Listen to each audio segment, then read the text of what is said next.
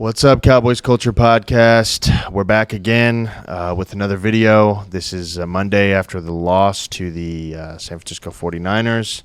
Obviously, we're going to get into that. It's a depressing time here in the culture, here in Dallas, here in DFW.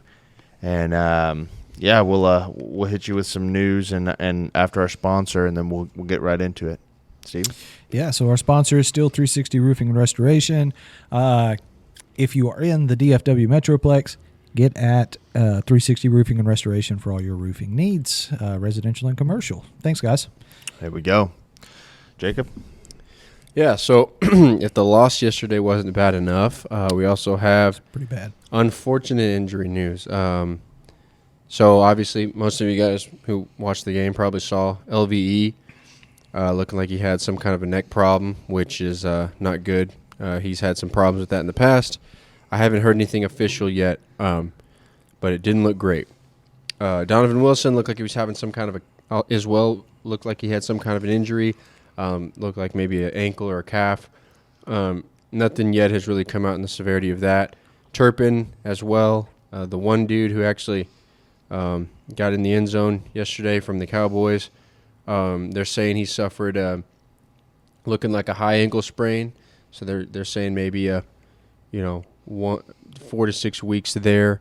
And then lastly, CJ Goodwin, they're saying he has a torn pec, and they're saying that that's probably a season ender.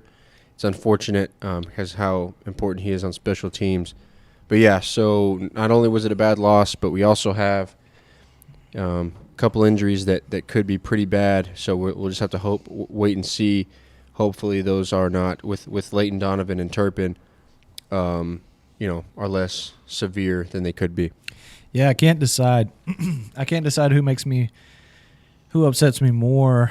If it is a sustained injury, Leighton or Donovan.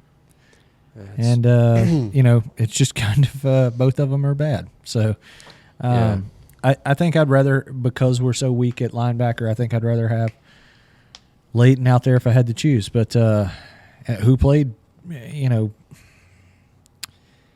okay last night? Nobody played great. Nobody played good, but in the San Francisco game. But speaking of the San Francisco Cowboys got completely demoralized. Ethan, what's your take?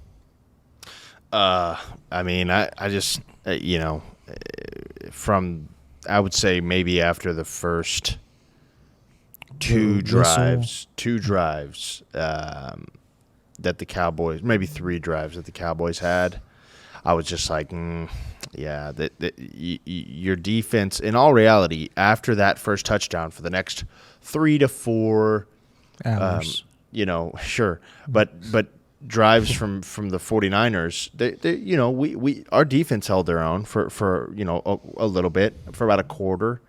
But I mean, in all honesty, after your defense is holding a team off that much, and then your offense comes out and you're like, yes, all right, we got to stop. They got 3 and out. Let's send our offense out there.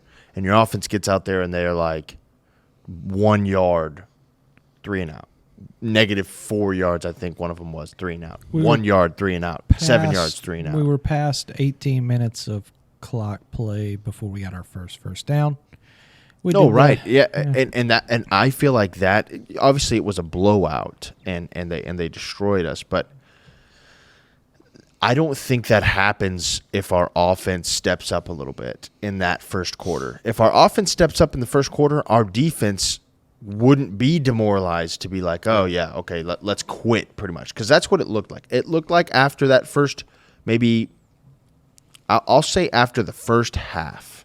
At the end of the first half, we quit. Yeah, that was quit. I don't think anybody was given much effort after, say, the first quarter. I would say after that 21-7, once they went up 21-7, we quit. That which is just terrible. I mean, like, for the fans, for Jerry, we have the fans have given you an organization where we buy up all the jerseys all the time, all the tickets all the time, and that's what we get in a huge rivalry game where we have been sent home twice against this team, and then we go and play them, and it's not even close.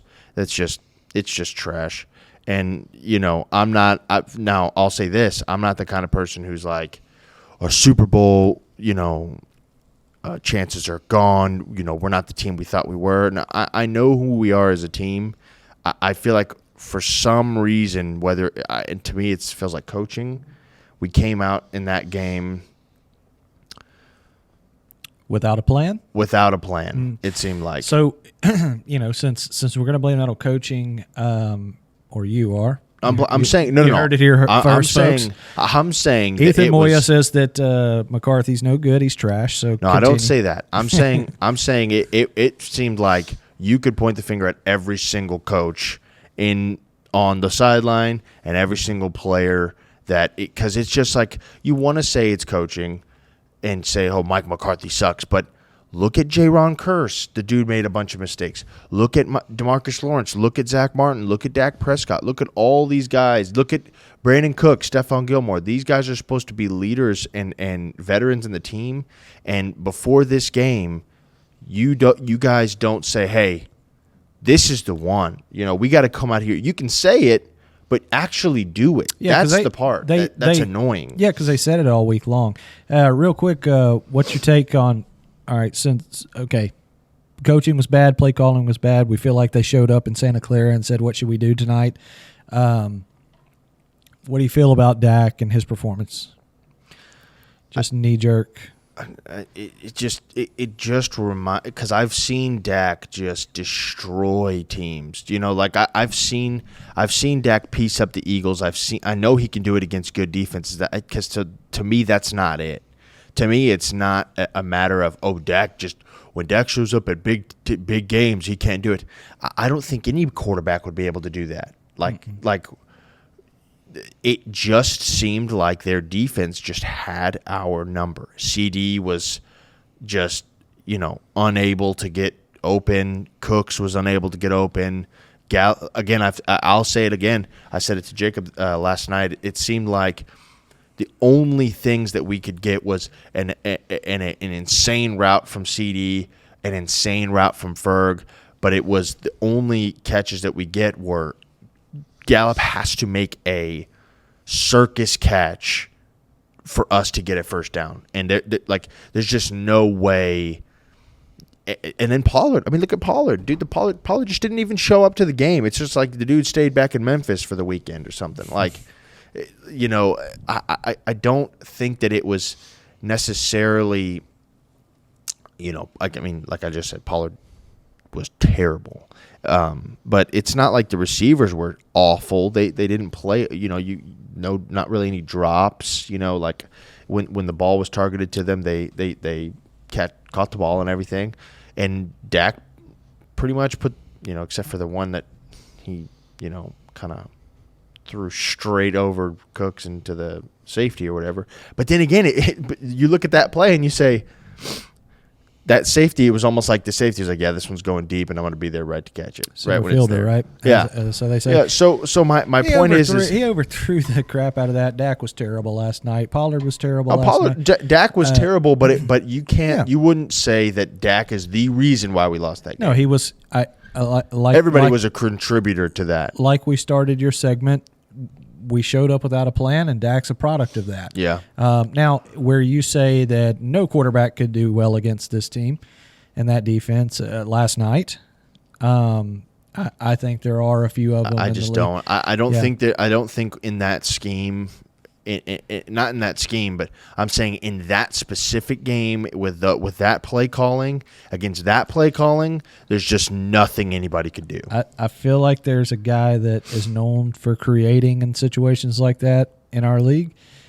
And I'm not saying he goes all hauls off and wins it, but I think there's a guy that figures it out a little better than we did. But that guy doesn't play for us. Dak does, and that's not a slight at Dak either. I think that starts with coaching, just like you mentioned. Jacob, your takes on what happened in Santa Clara, California last night, Sunday Night Football. Yeah, a lot of what everybody's saying, I think, the thing that's crazy is, and I know that when I say this, people are going to people will overreact, but I think when you look at the thing that's hard is because I genuinely think if you just look at the talent on each roster, I think I genuinely don't see a huge talent gap, between just like on paper. All pros, littered all over both rosters. All over the place, playmakers, and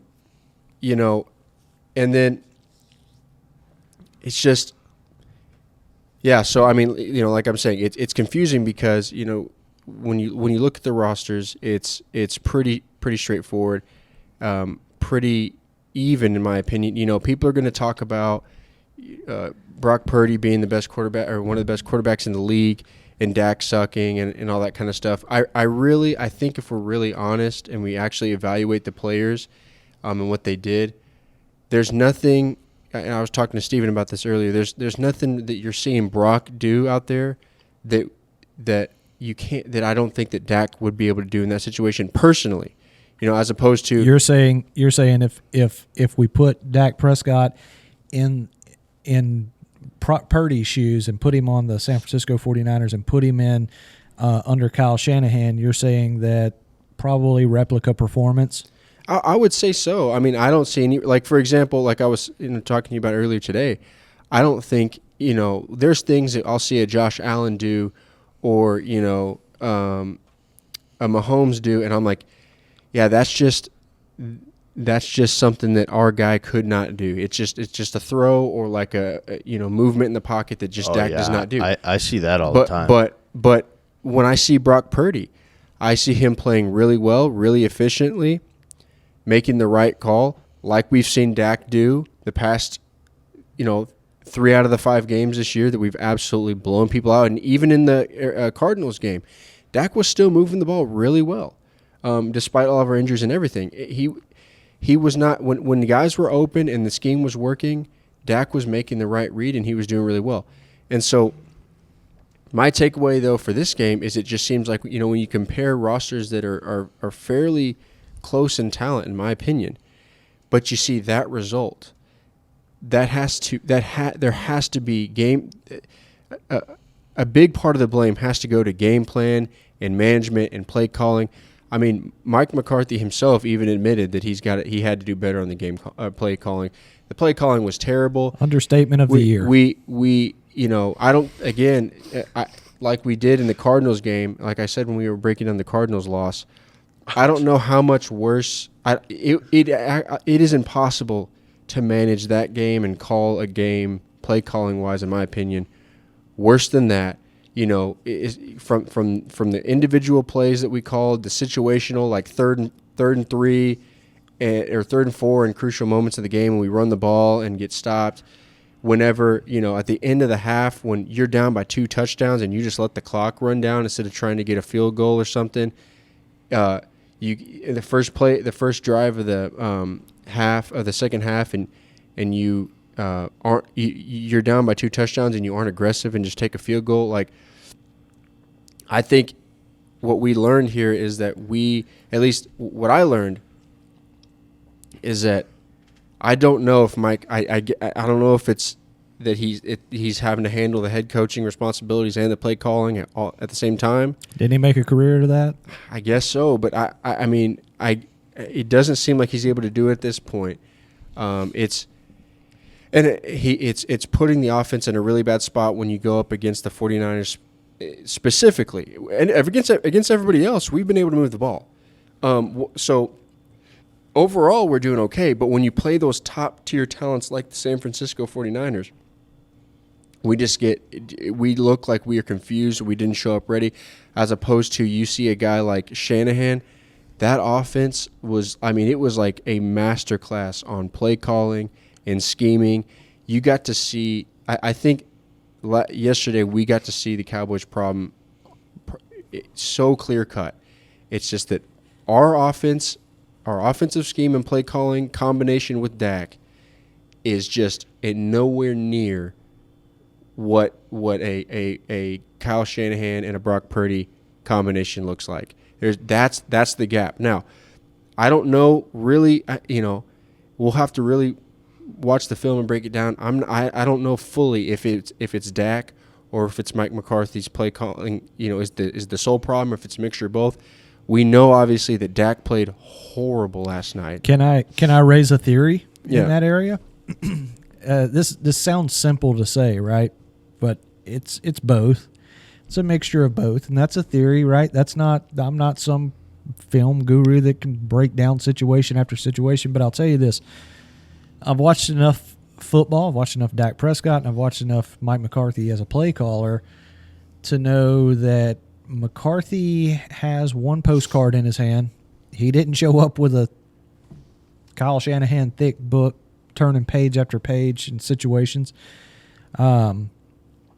It's so simplified that Dak can call it in the preseason himself. So I do think that even though he feels like he did, I think he found out real quick early in the first quarter that he showed up with not a great play calling scheme. Mm-hmm. I think Mike McCarthy looked down the Kyle Shanahan barrel, if you will, early on and said this is going to be a long night, and he knew it. And then I think, adjacent to that or parallel with that, or however directions work, Dak also came with less than his A game. I think just to finish pure theory, right? I think Dak has a habit of when he kind of senses it's going to be a long one, and he hasn't experienced a lot of these in his career. Dak Prescott does not get blown out, right? This era of Cowboys football doesn't get blown out. This era of Cowboys football, contrary to what people believe, wins a lot. So, but I do have this theory about Dak that when he kind of senses that, he kind of senses it's going to be a long night, much like McCarthy, I think, did too. I think he shuts down. I think he loses a little fight. Yeah, it's like our team. We have this like we are elite and better than everybody mindset, and then when that gets challenged, and then at first it gets challenged, and we're like, oh, it's all right, we're gonna go out there, we're gonna get it back, and that doesn't work out a couple times, and then all of a sudden it's just kind of like, I guess this is just one of those games. And the sad thing is, I'm not gonna overreact and say I think Dak's a bad quarterback and all that. I still do think he's a top quarterback now. Again, I don't think there's that many great quarterbacks in the game right now. I think there's kind of a lot of guys that are good, not great. I do think Dak is a good quarterback, and I love Dak. But man, maybe you guys notice this as well, but to see him after his picks smiling, and just the way he was acting on the side of on the sidelines. While we're getting blown out, just his body language and how just, relaxed he looked and just like kind of joking around. To me, that along with a lot of other things I learned this week, which is number one, I've lost a lot of my confidence in him personally, just because of what I saw in that game. This was a huge chance for him. And you couldn't have come out and played worse, in my opinion. And then, you would think you would at least have some kind of like an angry look. Tom Brady throwing the tablets around. Yeah, you didn't see that. And then it just, for our team, our team saw this as a playoff game. Truly. Mike McCarthy said this is not just another game. Our team wanted this game since last season, and we came out and played as bad as you could against this team. Just got dominated, had no answer for anything, no adjustment, mostly on offense, but even defense struggled.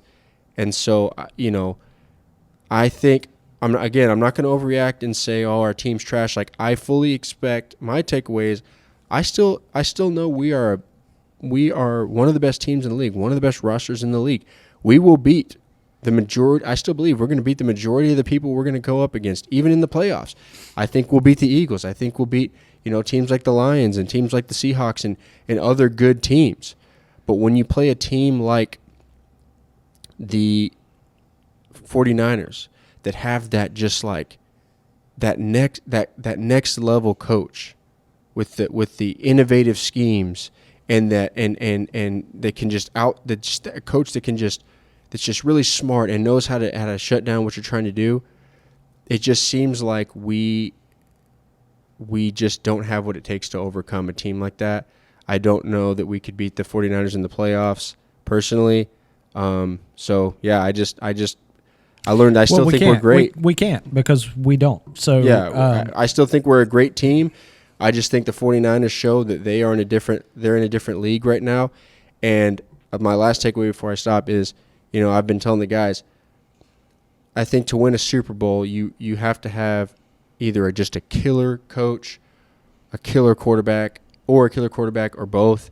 And I think at least I learned in this game that we have neither one. And so if we're going to be able to win a Super Bowl, in my opinion, something's got to go with that combination, in my opinion. Yeah, and I would say if one of those things were to go, say today, I would pick McCarthy. I'm here to say on this podcast, I don't care for Mike McCarthy as a football coach these days. He's had a wonderful career. He's a Super Bowl winning coach. He's a Super Bowl winning play caller. But you mentioned it's going to take a great coach or a great quarterback or both. I think he was a good coach in Green Bay with a great quarterback. Yeah. And let's not forget that they could not ever replicate that together to the point to where they turned against each other, which happens in professional sports. But my quick takeaway from last night is I've seen it before. Not to this magnitude, but yeah, I mean we just simply didn't have any business out there. Simple as that. From coaching to execution, their defense was better than ours. Here's the funny question: do I think their defense is better than ours? And I think you guys will. I think you'll beat me over the head over this, but yes, I think they are. I think we have the better football player on our end.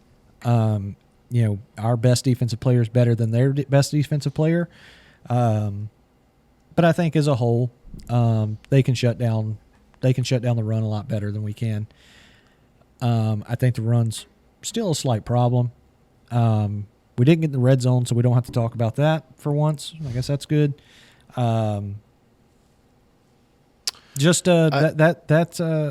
this thought. That's the best team in the NFL we played last night. So, in a way, not to let us off the hook, because we did not show up. We did not show up with a scheme that was comparable to theirs. We didn't show up with the idea we were going to have to stop them.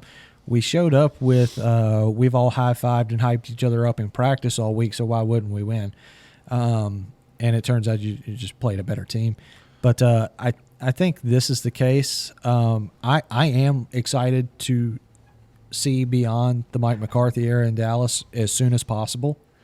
I know he wins a bunch of, and I hate to beat this horse, but I know he wins a bunch of regular season games, and you can count on the divisional round out of Mike and everything. But the 2010 was a long time ago, okay, and the West Coast offense, kind of rubs me the wrong way to call it Texas Coast now. It's kind of getting played out a little bit at this point. So I think it's time for Cowboys fans to pump the freaking brakes. You're not who you thought you were. It's now time to go out and play teams that aren't the San Francisco 49ers and squeak out some wins.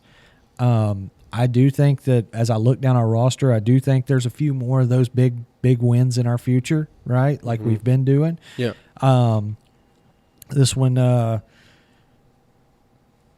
one kind of lets you know we did learn who we were, right? I mean, we found out who we were, and I think you take the games that we've played, mix that with San Francisco, and I know exactly who the Cowboys are. Just like Ethan said, I still know who we are, and just like you mentioned, I know that we're still a really good team, and we're going to win a lot of games. I think all the Super Bowl talk and all that, we can pack the confetti in for a little bit now. But I'll say this: we're going to bounce back. We're going to bounce back this week. Yeah.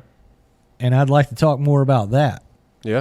Yeah, I definitely would want to talk more about the Chargers right now, because I'm ready to move on from this game. Yeah. And we'll probably see them again, and then we can talk about it then. We will see them again. We will. In the NFC Championship game. Because let's do it, baby. My idea is that we're still the second best team in the NFC, and that's just me because – let's go, baby. yeah. Anyway, Let's go. With that being said, I think that we will do something similar to what the Niners did to us last night to the Chargers. Yeah, I think one thing that can be said about Mike is, as much as I'm off the Mike train right now, and I am, man, I'm not gonna get on the internet and bash Mike McCarthy and become a meme. Maybe I will. Who knows? But feel free to do that. But one thing about Mike is he can bounce back. He don't win. He don't lose. He don't lose 2 in a row. He very rarely. Yeah. will. So If you could just bottle that Mm-hmm. and say, hey, Mike, let's get your weekly shot in for the day. Here you go. Take your little shot of your I never lose twice in a row game.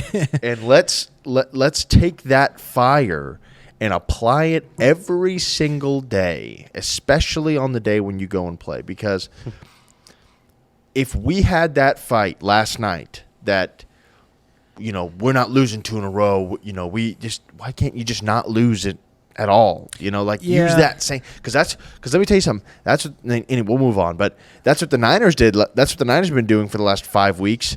Let's not lose. How about that? Let's use the Mike McCarthy don't lose 2 weeks in a row, and let's not lose at all. Let's do that. Anyway, with the Chargers, I think you see the opposite effect on this end. You see not a play caller in Kyle Shanahan who will just is a mastermind Hey, and Ethan, destroys Dan. If you don't mind, let me set this up real quick before you continue, if it's okay. Go ahead. We know who their play caller is, right? Mm-hmm. Yeah. We remember him. It's Kellen Moore, who is Dak's lifelong play caller, which kept Dak very limited throughout his career. We can go on and on about that, but we won't. We'll talk about the Chargers and their play caller. This is McCarthy versus somebody he knows very, very well, right? Somebody he worked with for 4 years in Dallas. So that being said, what do you think this looks like between 2 offensive play callers in Mike McCarthy and Kellen Moore? What do you think? Do you think we end up going blow for blow with Kellen, or do you think we just know him so well and Dan's just like, forget about this? I think it's one of those deals. I think that Justin Herbert being Justin Herbert, whereas and let me get this straight here, Justin Herbert is not some phenomena. He's not anything special. I mean, if we want to use the arguments that we use with some other quarterbacks like Dak, the dude has never won a playoff game. Is he talent-wise, is he a better quarterback than Dak Prescott? Talent, like arm talent-wise, yes. I think for him it's something. Is he a better decision maker than Dak Prescott? I don't think so. No. I don't think he is, and I don't think he's a killer. Like Dak's not a killer, don't get me wrong. He can be at sometimes. Yeah, he's not known for that. Yeah. But he's definitely more like whenever I see Herbert and Trevor Lawrence, I hold them kind of in the same regard. They have an insane amount of talent, but that like even as much as Josh Allen, that his achievements aren't necessarily there per se. But boy, man, when that dude wants to put it on you, there's nothing you can do about it. When Mahomes, when Burrow, when they want to bury you, they're going to bury you. And if you find yourself being up by a touchdown or 2, man, they only need about 5 minutes. And Justin Herbert, you're saying it doesn't have that gene. No. Yeah. I think they have the opposite of that gene. And in my opinion, I think they're so lackadaisical that, like, if that's even a word, but they're so just like, I remember me and Jacob always joke about this is about Trevor Lawrence, but I feel the same way about Herbert. Trevor Lawrence came out in a game one time and he was like, "Let's go out and play with some swag." And I was just like, "What?" Like Jaron Curse, as you know, no credit for him this week. He doesn't deserve it. But the dude goes out in the thing and basically like gives a William Wallace Braveheart speech every week, and then you go pan over to the Chargers and he's like, "Yeah, let's go out and play with some swag, huh? Let's show them what we're made of." As he's doing the hair back. Yeah, he's like pulling it back, putting a headband on. It's like, how about we go out and play with some swag? Play with some swag, boys. Yeah, play with some swag, boys. I feel like Herbert wouldn't even do that. Like, Herbert would just be like, "I don't want to be taking a picture of for my Instagram." You know, like, I'm not a social media quarterback. You know, like, he and, you know, can he make big plays? Absolutely. The dude's super talented. But it's just there's that gene that you need to have as a quarterback that he just doesn't have. The somebody who has both of those genes would be, you know, Patrick Mahomes, you know, Josh Allen, but more. You're saying killer instinct and social media quarterback. No.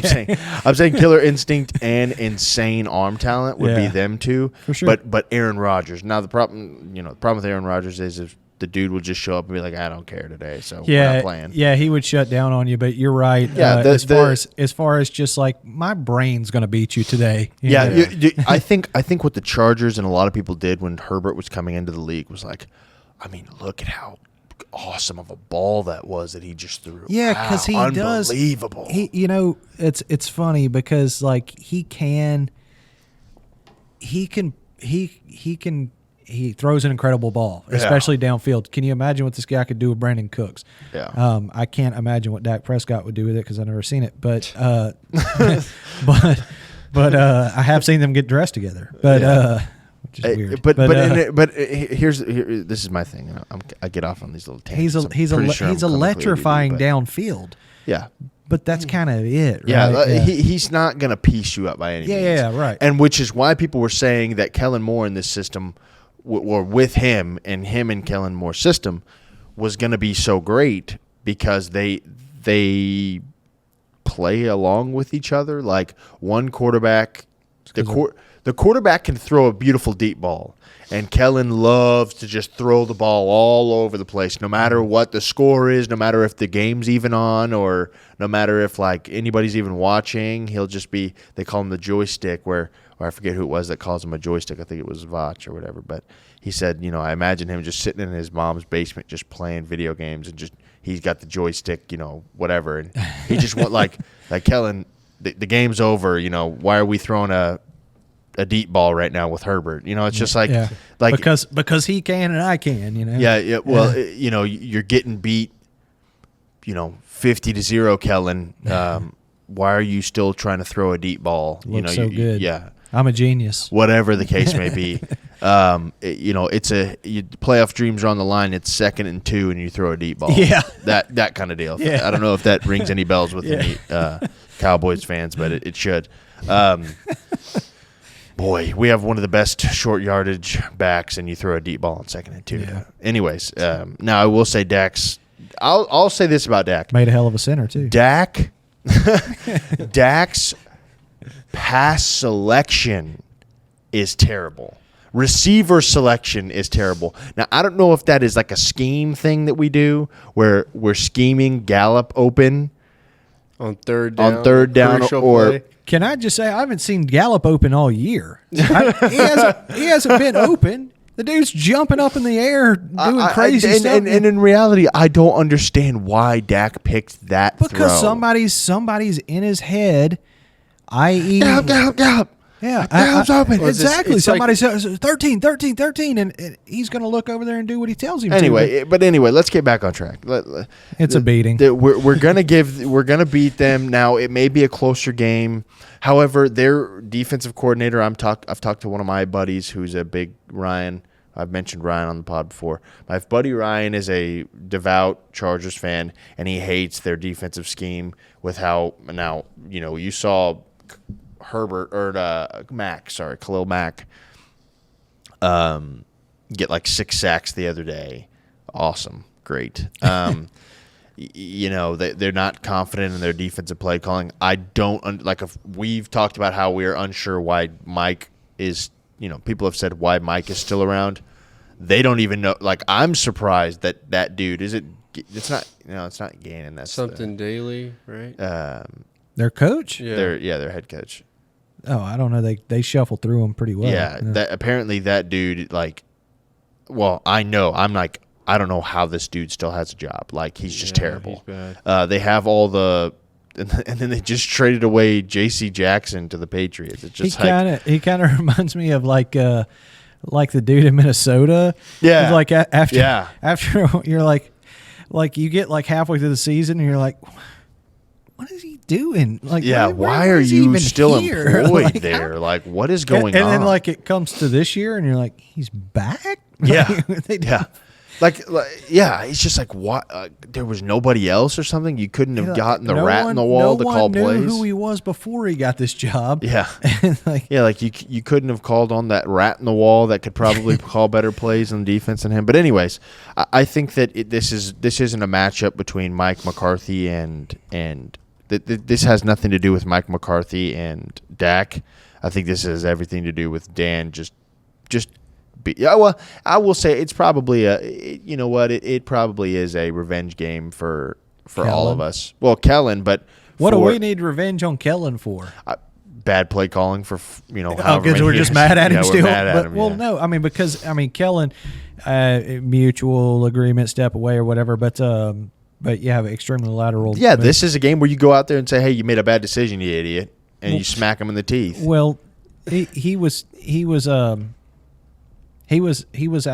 invited to work elsewhere. Yeah, I think he's probably going to have more. That's what I'm saying. Like fire to beat us. Right? Yeah, because there was a time where we thought he was going to be the head coach. Right. But the thing is, I think it's one of those things where like he's pissed and he wants to show us up, and then Dan's just like holding him like a little kid with his head like that. And that would be great if if we just shut down Kellen and it's like, see Kellen, but see Kellen. Yeah, but he was just kind of back to the situation and it being a revenge game or whatever, like, yeah, he be upset with the Cowboys because the Cowboys, like, there was a time where he actually, there was conversation, serious conversation. We know how wild Jerry is to where, because Jerry thought, this is the situation, right? Jerry Jones thought. You gotta love Stevens Jerry talks. Yeah, Daddy. But, but Jerry thought he had the next McVay on his hands. He did. And we were praying every day that he stopped thinking that for about 3 years. Right, exactly. But he really did. He thought he had this kid genius, right? Yeah. He thought he had a Kyle Shanahan. It wasn't until, it wasn't until that Zeke play at center that he probably realized. That was awesome. He's like, okay. Somebody woke up, Steven woke up Jerry and was like... Daddy, you might want to wake up. Yeah, Ezekiel Elliott's at center right now. And there's no offensive linemen, Daddy, and he's at center. And what are you talking about, you big fat idiot? But quit trying to take my team. Yeah. But so Kellen again, he was invited to work elsewhere by Mike, and I guess Jerry signed off on it because Jerry has to sign off on everything. Yeah. But yeah, so revenge game for Kellen, blah blah blah. Yeah. So I think Ethan, can I get a quick score prediction out of this game? Oh man, going out there, I think right now the spread's 1.5 Dallas. Is it really? Yeah, just because of what happened last night. Yeah. Oh wow. Okay. And we're out there, so it's not 3.5. It's 1.5. I think we'll win by at least a touchdown. I think that we'll get a touch. We'll win by a touchdown, and so I think that it'll be. I'll be conservative, just because we're being conservative this week. We're in a bad way. Yeah, we're not in the spot to be cocky this week. So no. I'll say I'll just say 28-32-ish for us, 21 for them. All right.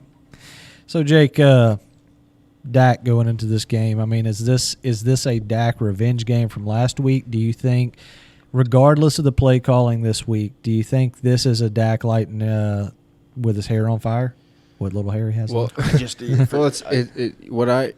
like I was saying earlier. I fully expect us to go out against most teams, almost all teams, and do what we've been doing, because what I learned, another thing, what I learned from this game is that it solidified in my mind. We are a team that we need momentum. We capitalize on mistakes with our defense. We don't create and then our momentum. Offense is extremely efficient at managing the game whenever our defense is locking them down and getting takeaways, right? And not every team, and there's only one team in the league that has an elite coach like Shanahan, an elite scheme, all those weapons, and then the best defense in the league, and that's the 49ers. Outside of everybody else, you're playing, Brandon Staley is his name. You're playing a coach like that everybody thinks needs to be fired. You're playing Kellen Moore, who we all know is not as good as you'd like. Their defense is, questionable to say the least. Yeah. And so when you're going up against that kind of matchup, and they lost. J.C. Jackson. No, well, they lost J.C. Jackson, but they also lost their wide receiver number 2. So when you go up against a team like that, with Super. that's kind of struggling on the coaching side of things, their defense is. I mean, this is a night and day defense that we're about to face right here. I fully expect Dak to go out there with this offensive scheme and have an relatively easy time moving the ball, like we've seen in the past 4 weeks before the 49ers game. So I think we're going to do fine there. I think that our defense against Kellen Moore, as good as Herbert is, I think our defense is going to have a. But Herbert, wouldn't you, kind of like we were just talking about Herbert wanting to go downfield, and so does Moore.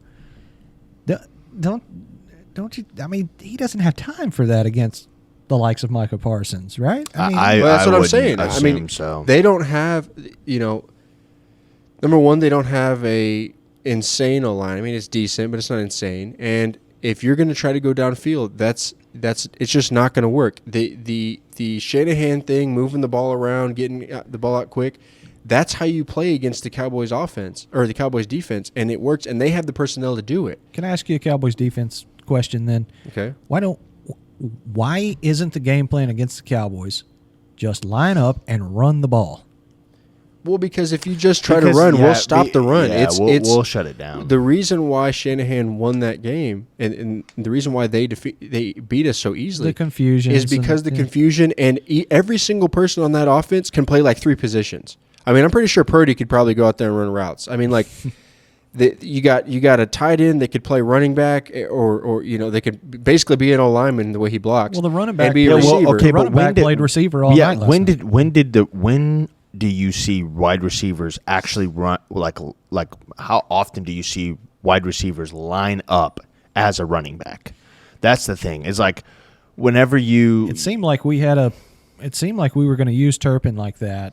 But I'm saying it's extremely rare. So to Jacob's point, what he's saying is like you can't just get out there and try to run the ball. You're not going to see in this game specifically, especially when the Chargers. Obviously, it's obvious, but you're not seeing a guy and Christian McCaffrey who will line up in the slot or at receiver sometimes, and then play unbelievable at running back, and then Debo, who usually lines up at wide receiver, now he's in at running back. So you're getting, what the people say about our defense, where Dan Quinn has Micah lined up at a bunch of different things, and you're seeing a bunch of different looks from LVE rushing to not rushing, and Curse rushing to not rushing, and a bunch of different guys, doing stunts and everything. Yeah, you're not sure what the coverage is. That's what is so great about the Niners offense, is because you don't know what they're running. You just don't. And with the Chargers, you get plain Jane Kellen Moore, who's just going to play his game no matter what. You're not going to get Keenan Allen lining up as the running back, right?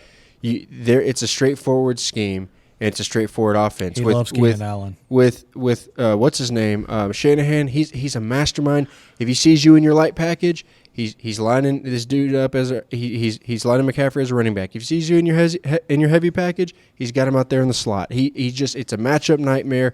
You never know what to expect. With Kellen Moore, fortunately for us, and unfortunately for us for many years, You know what to expect. You know what he's going to try to do. Their strength is utilizing Herbert's arm. The problem for them is you're not going to have time to do it because of our defense, and we're angry. And to it your just happens point, to be that we're angry this week. To your point about the just run the ball up the Cowboys' butt and everything. Cowboys can't stop the run. The Cowboys can, unless the situation arises where we are behind. If we're behind, you can run on the Cowboys.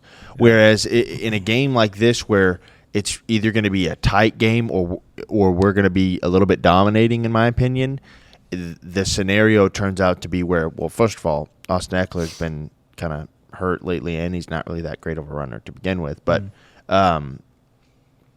we showed at the beginning of that first half that you can't just sit there and just, oh, McCaffrey took off for 34 yards, like that didn't happen. It was a long drawn out beating, That's like just a spanking that just took forever, but it happened. But you're not going to keep us honest with making us have to preemptively stack the line. It happened over time. Yeah.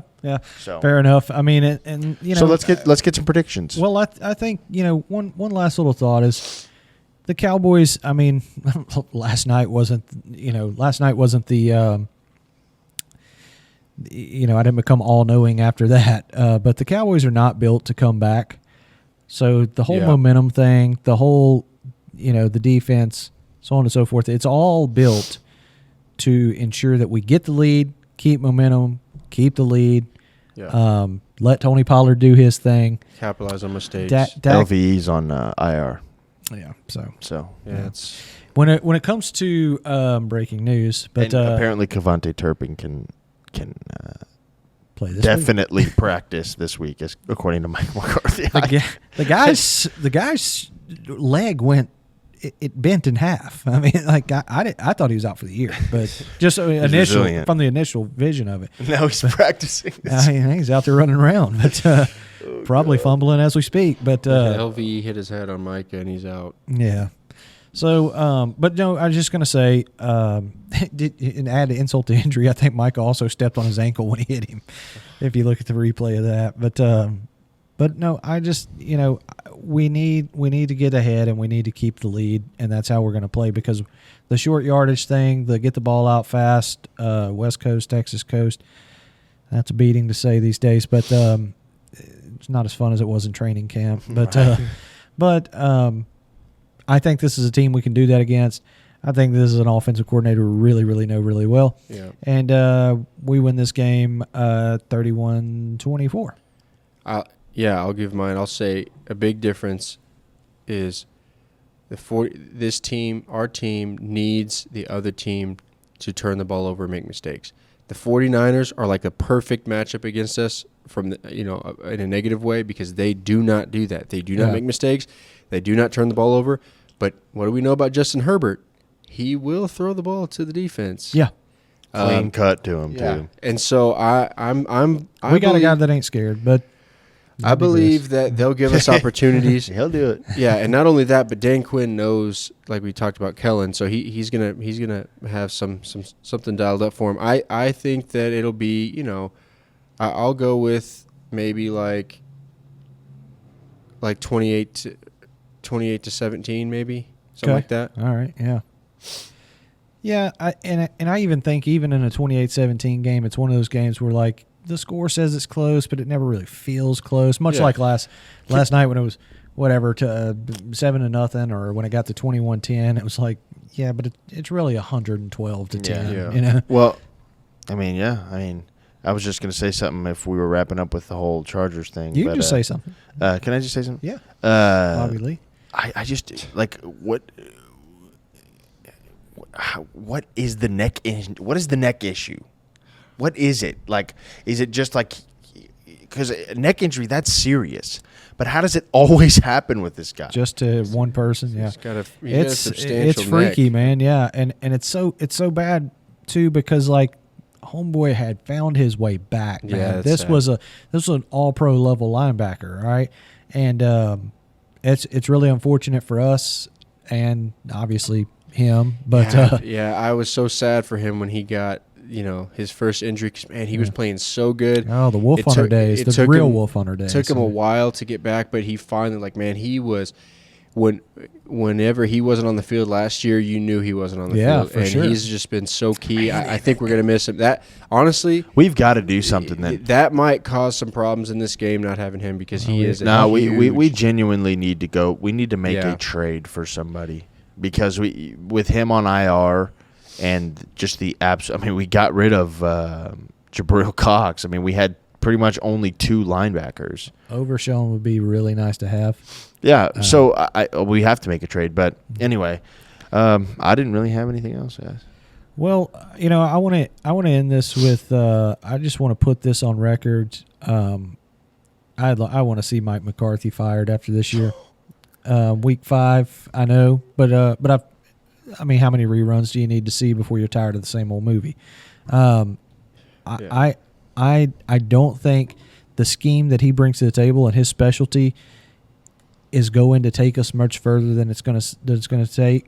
So I'm just going to go hot take right here at the end of this episode and say, if we do not participate in the NFC Championship game this year, thanks for playing, but we've seen this movie before, not just with you, Mike, but the guy before you and the guy before you and the guy before you. Yeah. So I want more. I would to that point. I would want more of like a Dan Campbell head coach. Mm-hmm. Let's get a whiz at a freaking genius at offensive. Even if you put Dan Quinn at head coach, and if he turns out to be just some screamer guy on the line, I want somebody who's going to dayball it every once in a while. Dan Quinn, yeah, because honestly, whenever you do see Mike McCarthy approach Dak's leading that conversation. He's also kind of like, just get away from me, man. But I do want to see somebody who's going to lose their mind. I want to see somebody that's not scared. Shout out Bill O'Brien, who's not scared to scream at Tom Brady. Yeah, and to that point, not that we should hire Bill O'Brien. Like I want to see somebody like when Dak comes out and does a stinker like that, like last night. Dak comes to the sideline chirping it, just smack him right in the face and just say, "Shut your mouth and go sit down." Probably shouldn't do that, but I would, bro. If I was a head coach, I'd slap him across his face. That would be your last day. Yeah, but well, at least I got my lick. Yeah. Hey. But look out, Dak Prescott, if he can ever. If I ever become the head coach of the Dallas Cowboys, punch you right in the face. Punch you right in the face. All right. Well, that was stupid, but we'll kind of shut it down. But Dude has like 3 Dak jerseys. Yeah, exactly. Yeah, I do love Dak, but he does love Dak. He likes to wear hoodies with Dak jerseys. I'm just saying that in the scenario that I would want somebody who would figuratively do that. Yeah, for sure. No, I do too. I do look forward to that. The Cowboys don't hire guys like that, right? The Cowboys will hire. They got to hire somebody that can, you can coach the team to 12 wins, but you can also bow down to Jerry and kiss his ring and everything. But anyway, that's that just conversation right there could go on and on and on. But I do say NFC Championship or bust for Mike McCarthy for me this year. I can't keep watching this. There's no excuse this season. We have the roster. We do have the talent. We lost this team with pretty much everybody healthy except for Diggs. And the problem wasn't even on the defense really as much as it was in the offense. So it might, and when you have somebody in the conference that is your absolute daddy. Yeah. If I'm Jerry Jones and Stephen Jones, I give Mike McCarthy, I say, look, here's the deal, Mike. If this happens again in the playoffs, you're done. So figure it out. Ask somebody else for their offensive playbook if you have to. Figure it out. Get Schottenheimer to call plays. I don't care what you have to do, Mike. Nah.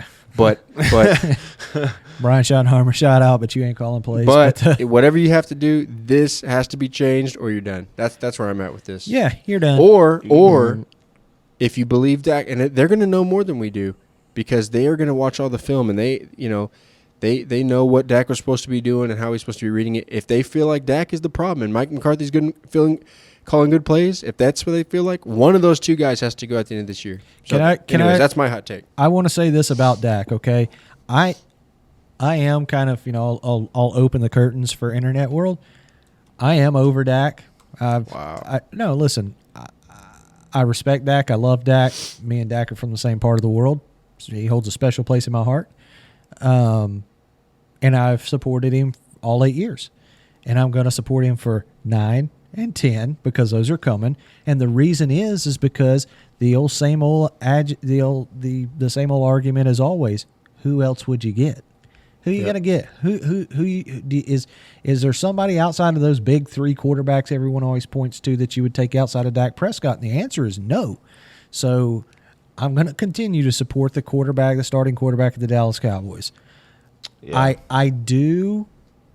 I am looking now. Now it took me 8 years, but I'm looking forward to the post Dak era. All right, so I got this way with a certain quarterback that he preceded. So, like, it's like at a certain point, you get almost a decade in, and it's a rerun year after year after year. Yeah.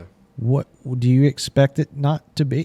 What's the definition of insanity? So, so I'll leave it with that. Fire everybody, and that was a great episode. All right. Well, I want to leave you with this, and we'll really get going. The sky isn't falling. We're still one of the best teams in the NFL. We still have insane weapons and an insane roster, and we still have the best player in the world, and Micah Parsons, even though it didn't look like it on Sunday. So we love you guys. Thank you for supporting us. Thanks, you Niners fans, we definitely appreciated you guys showing up in our comment section. Chargers fans, if there's any out there, which it doesn't look like it every time you guys have a home game, if you're out there, let us talk. It's not even your stadium. Let's go at it. And yeah, we'll see the culture later. Make sure you guys are liking and subscribing our YouTube channel and following us on Instagram at Cowboys Culture Podcast. So we'll see y'all later. Peace. Shout out.